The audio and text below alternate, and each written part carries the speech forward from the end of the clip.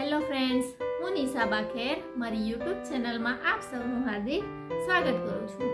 આપણે જોઈ રહેલા છે શ્રીમદ ભગવદ્ ગીતાનો પ્રથમ અધ્યાય, જેનું નામ છે અર્જુન વિષાદ યોગ. જો ફ્રેન્ડ્સ, તમે મારી યુટ્યુબ ચેનલ પર નવા હોય તો મારી ચેનલને સબસ્ક્રાઇબ કરવાનું ભૂલશો નહીં, અને હા, બેલ આઇકોન પર જરૂરથી ક્લિક કરજો, જેથી તમને મારા નવા વિડીયોની નોટિફિકેશન મળતી રહે. તો ચાલો મિત્રો, આજે આપણે શ્લોક નંબર 20 થી 25 જોઈશું. શ્લોક નંબર 20.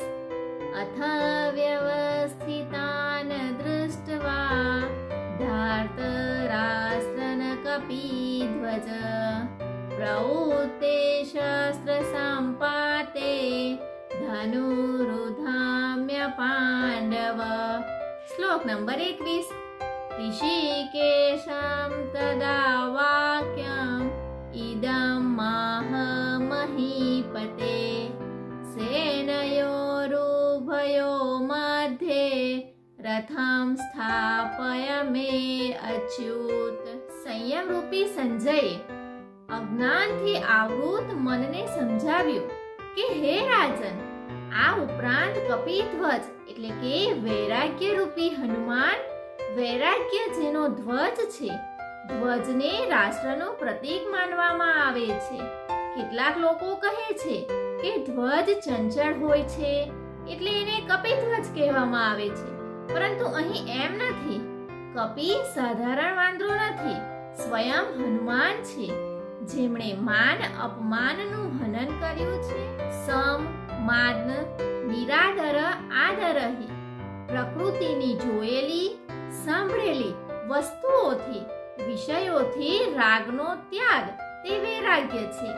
આમ વૈરાગ્ય જેનો ધ્વજ છે એ અર્જુને વ્યવસ્થિત રીતે કૌરવોને ઊભેલા જોઈને શસ્ત્ર ચલાવવાની તૈયારી રૂપે ધનુષ્ય ઉઠાવ્યું.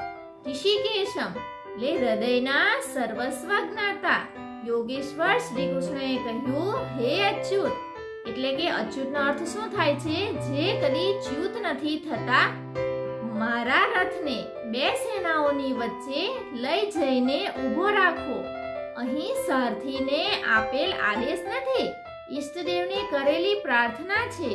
શા માટે ઊભો કરે? શ્લોક નંબર 22.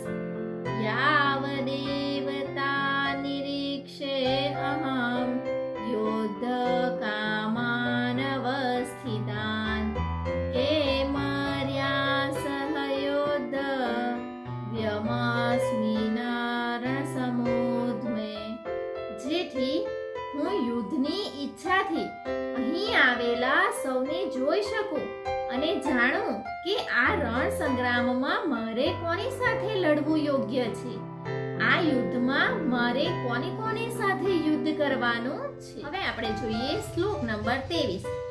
યોત્સમાનાન વેક્ષે અહમ્ય એતે અત્ર સમાગતા ધાર્તરાષ્ટ્રસ્ય દુર્બુદ્ધે યુદ્ધે પ્રિય ચિકીર્ષવ. દુર્બુદ્ધિ દુર્યોધનનો યુદ્ધમાં હિત કરવાની ઈચ્છાવાળા અહીં એકઠા થયેલા યોદ્ધાઓને હું જોવા માંગુ છું.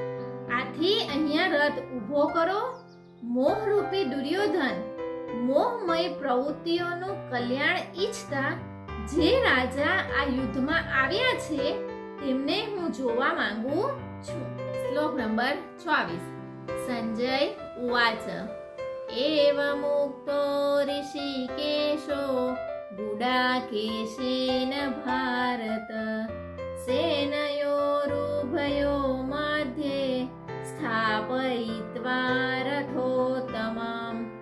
હવે જોઈએ આપણે શ્લોક નંબર 25.